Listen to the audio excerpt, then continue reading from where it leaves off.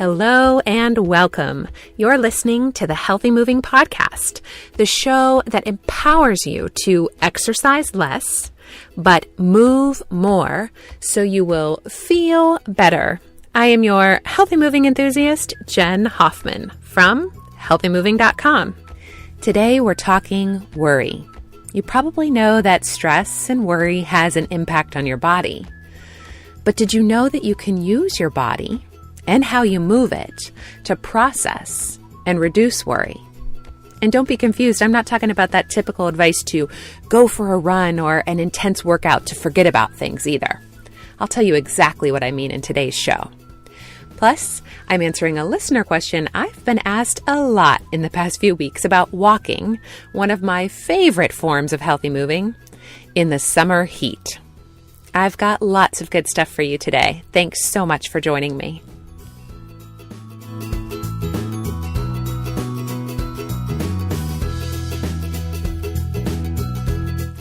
For those of you that have been listening for a while, you know I spend a lot of time talking about how we can improve the quality and quantity of our movement to reduce physical pain. But weaving healthy moving into our day isn't just good for our physical health. It also has a profound ability to improve our mental and emotional well-being. I'll be the first to admit, by nature, I'm a worrywart. I have a really great imagination, and if I'm not careful, boy, can it dream up some pretty awful worst-case scenarios on a regular basis. It doesn't take much to trigger my fear and anxiety on an average day, but when I'm walking through one of life's really scary days, my anxiety can spiral out of control quickly. Last Wednesday was one of those really scary days in my life. My beloved mom had surgery to rid her body of cancer. The night before the surgery, I was expecting the surgery to be about 6-ish hours long. It ended up taking double that. And because I'm not all about suspense here, I just want to tell you from the start, I am so happy to report that it went amazingly well, although very long, and her prognosis is fantastic. My mom is going to be amazingly healthy very soon. She's home recovering, and I appreciate all of your well wishes and prayers in that process. But those 12 hours that she was in the OR, oh my goodness, they were terrifying. Being that I'm about 33 weeks pregnant, it was important that I worked diligently to manage my worry on Wednesday. I didn't want to work myself up and go into labor. My little guy needs some more time in the oven. But we can't just decide to not worry, can we? One of the worst things we can say to ourselves or someone else who's feeling scared is, don't worry. We can't just decide not to worry. Each time the worry would swell up as I waited for updates from the operating room, I acknowledged it. I allowed myself to feel it.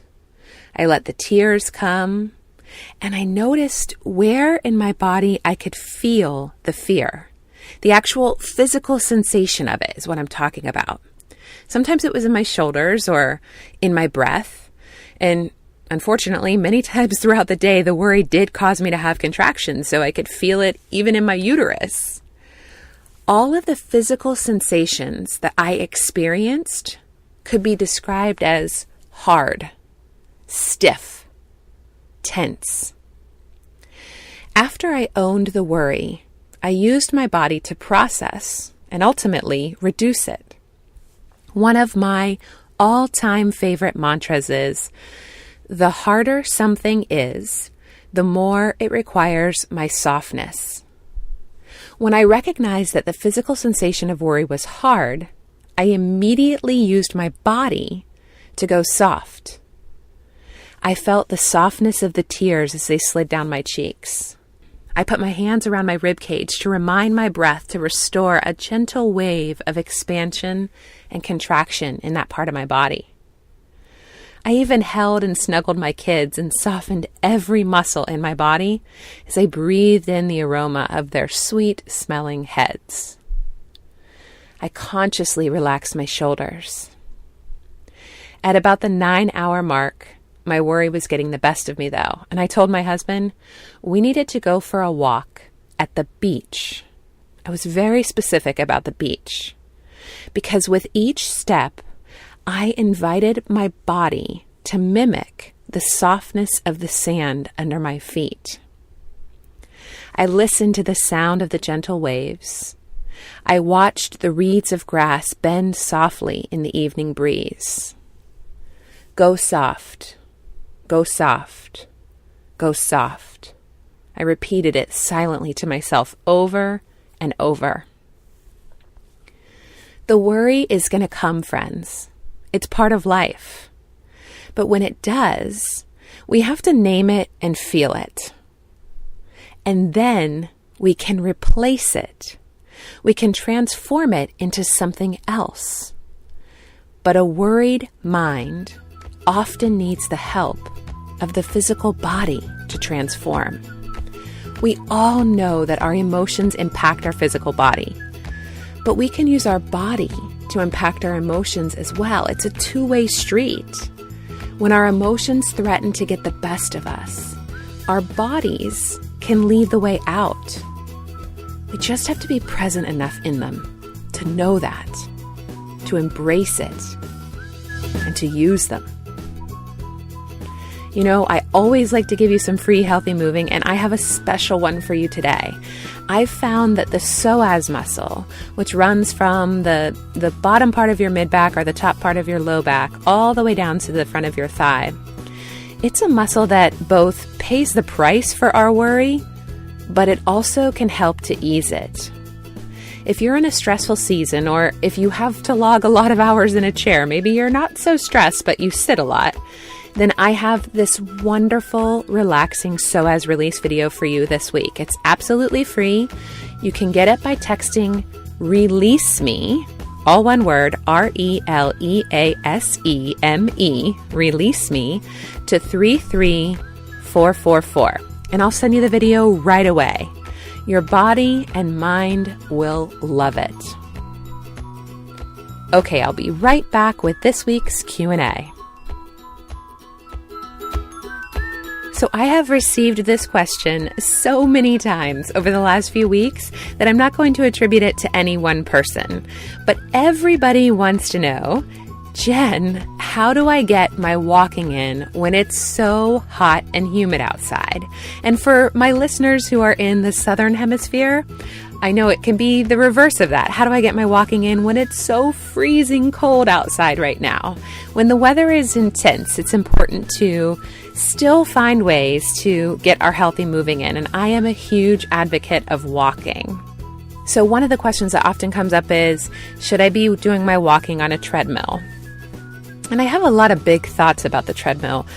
What I'll say is, if it's the only way that you can move your body, well then, yes, it's, I guess, better than absolutely nothing. But there's a lot of negative side effects to those machines. The belt, it reduces the natural gait pattern, so a lot of the benefits that you get from healthy walking, we lose. Something like toning the pelvic floor while walking, you can't do that on the treadmill, and you might even create pelvic floor problems. But it also reverses the reciprocal arm swing that tones our arms and helps support healthy shoulders. And I think there's also this neurological tax because your head isn't moving through the environment, but your body is moving. So there's some kind of price to pay for that. So I do recommend trying to find another more, quote, natural way to move your body. So what are you left to do whenever it's so hot outside? Here's what I do. I live in Florida where the heat and humidity reign in the summer, so I can totally relate to this. And I am very pregnant right now. But I am still, the past few weeks, I have been walking an average of 40 miles a week. So here's how I do it. My family's main strategy is to walk in the evening. It works better for us than the early morning hours, but that's an option too. We like to do family walks together, and the evening just works best for us. If you can do those walks around an open body of water, like a lake, there's often a nice breeze that's blowing in the evening as well. And of course, while I love walking on natural surfaces, I think walking indoors is better than nothing at all. So how many times a day can you take a 5 or 10 minute walk around the house or the office? Maybe even just 5 to 10 minutes every 2 hours throughout your day. Or if you want to go for a longer walk somewhere inside, like a mall or a grocery store, maybe an airport if you can get in one, or a hotel.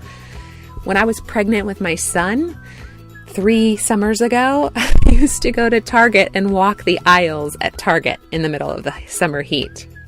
There's lots of options for still moving forward in space and traveling across ground without having to hop on the treadmill. And of course, doing it in air conditioning or in heat if you're living somewhere where it's really cold right now. The other thing I also like to point out is that doing your movement, weaving your movement, like I always talk about, into the fabric of your day, getting nice, healthy moving breaks in so that you're not keeping your body sitting at your desk chair or staying in one place for a prolonged period of time.